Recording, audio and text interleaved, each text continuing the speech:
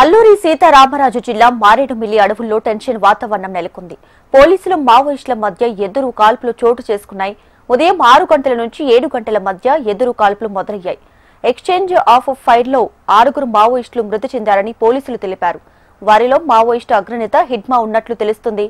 ఇప్పటికీ 2 వర్గాల మధ్య కాల్పులు కొనసాగుతున్నాయని పోలీసు ఉన్నతాధికారులు తెలిపారు.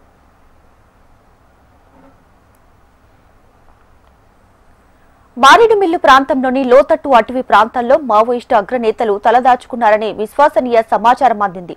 ఈ మేరకు స్థానిక పోలీసులు, భద్రతా బలగాలు పెద్ద ఎత్తున అక్కడికి చేరుకుని కోంబింగ్ చేపట్టారు. ఇంతలో ఎదురు కాల్పులు మొదలయ్యాయి. ఈ ఎన్కౌంటర్లో మావోయిస్టు అగ్రనేత హిడ్మా, అతని భార్య సహా 6 మావోయిస్టులు మరణించినట్లు తెలుస్తోంది. అయితే అధికారికంగా పూర్తి వివరాలు ఇంకా తెలియాల్సి ఉంది.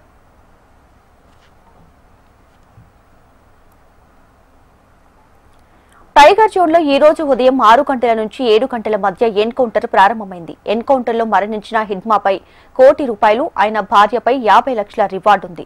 మావోయిస్టు పార్టీలో గెరిల్లా దాడులకు వ్యూహకర్తగా హిడ్మాకు మంచి పేరుంది.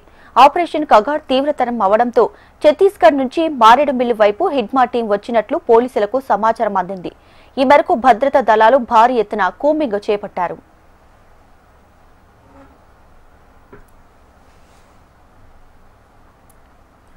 సుక్మా జిల్లా పూవర్తికి చెందిన హిడ్మా మావోయిస్టు కార్యకలాపాల్లో క్రియాశీలకంగా వ్యవహరించారు. విలాస్, హిడ్మాల్, సంతోష్ అనే పేర్లతోనూ తిరిగిన హిడ్మా వయసు 50 ఏళ్లు పైనే ఉంటుంది. హిడ్మాకు హిందీ, గోండి, తెలుగు, కోయ, బెంగాలీ భాషలపై మంచి పట్టు ఉంది.